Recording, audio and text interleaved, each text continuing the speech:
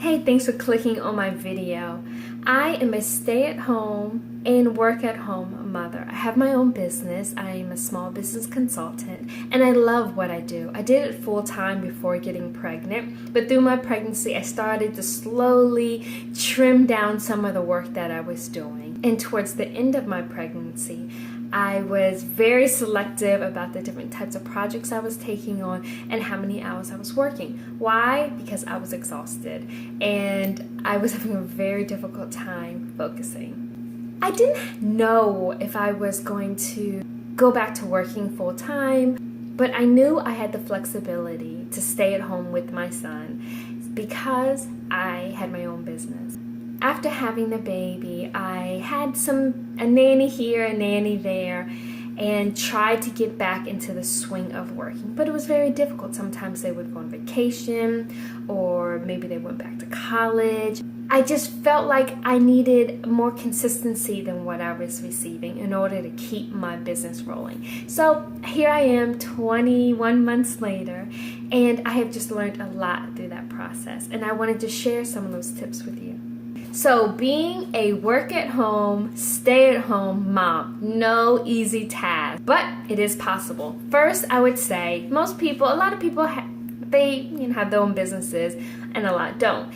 If you don't, but you really want to work at home, it is my suggestion just to make sure you are as valuable as possible. Spend some time really working on that, making sure that you are a true asset to the team and they wouldn't know what to do without you. Once the time comes, sit down and have that conversation. Say, hey, I am about to have a child or I have children and I really want to work from home more. My mother has always said, you don't know until you ask. And what's the worst thing they can say? No, but at least you asked.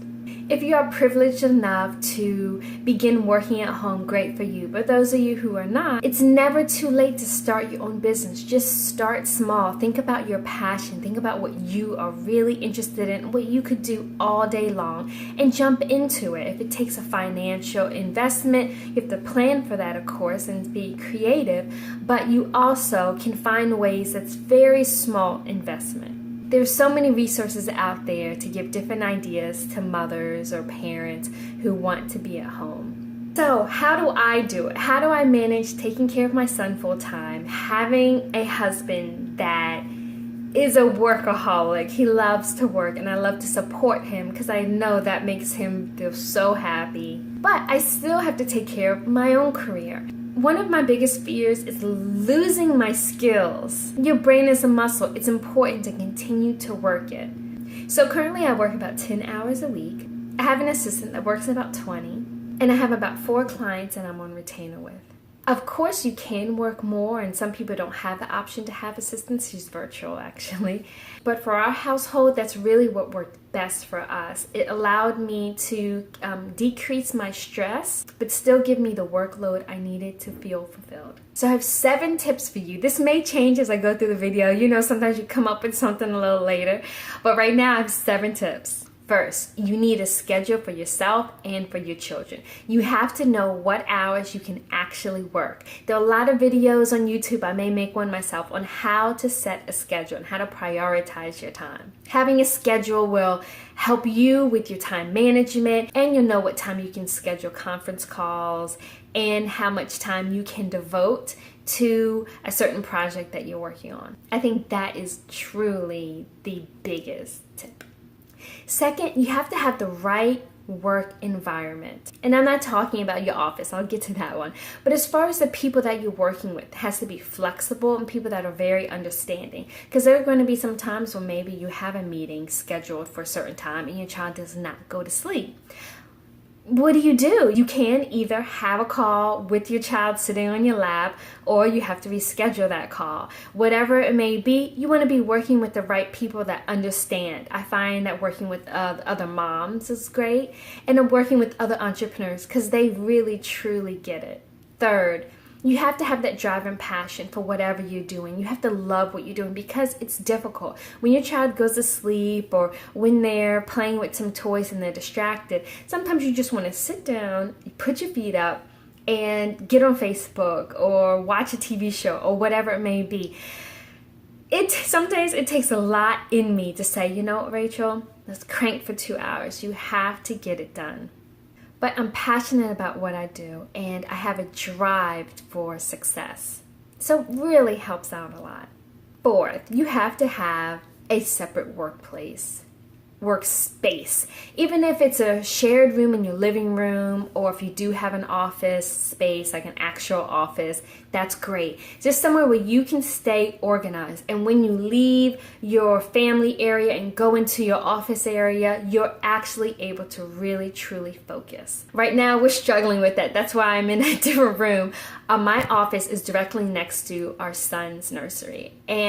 Well, I guess it's toddler room, and I work during his nap, so it's been very difficult to go in and out of the room if I need to go get some water or whatever it may be, or sometimes I may have a call, so then I'm taking my laptop and bringing it into another room. So we're actually moving our space to this room very soon. Now 5, prioritize your work. Whatever is the most important, you gotta get it done, and get it done first, because you're not sure on the back end if you're going to have the time to do that work. Yeah, you may have some small things that are easy to do, but maybe aren't as important. Make that stuff wait and actually do the things that are time sensitive so that you know that they're done. Next tip, number 6. Wake up early or stay up late. And sometimes if you will save some of those smaller, easy things to do, those are easier to do in the morning or after your child goes to sleep. But saving some of this time, if it's one or the other, I find I have to do one or the other, if I do any. But if I do one or the other, I find that it's easier to do small things that take less work and less thought. But I am a morning/daytime person. I'm not an evening person. So some people may actually be at their best late at night, and if so, great. You have to do what's best for you. Do the big work when you're at your best. All right, number 7, I think I may have an 8, but number 7 is have the right workload. Don't take on too much.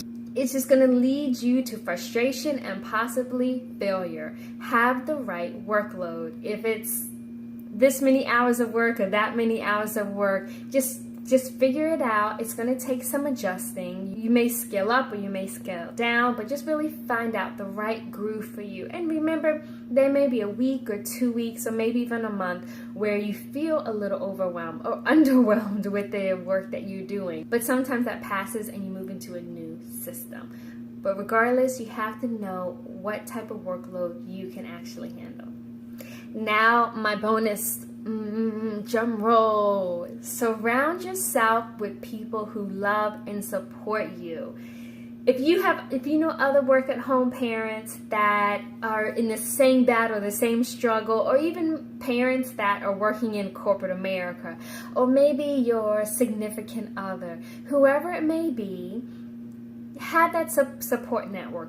People that are going to give you the encouragement that you need to keep pushing you forward. That when you are tired, when you are frustrated, when you want to give up, they can give you the advice that you need to get you to that next day, to that next week, to the next month. Well, I really hope that this was helpful to you. It's just some general tips on how to be a work-at-home and a stay-at-home parent. I love where I am right now in my life, but it hasn't always been easy. It's taken quite a journey to get to where I am right now. All right, so that does it for me. I'll see you later. My son's probably going to be getting up pretty soon, so see you next time. So I have a few tips for you. But sometimes that passes and you move into a new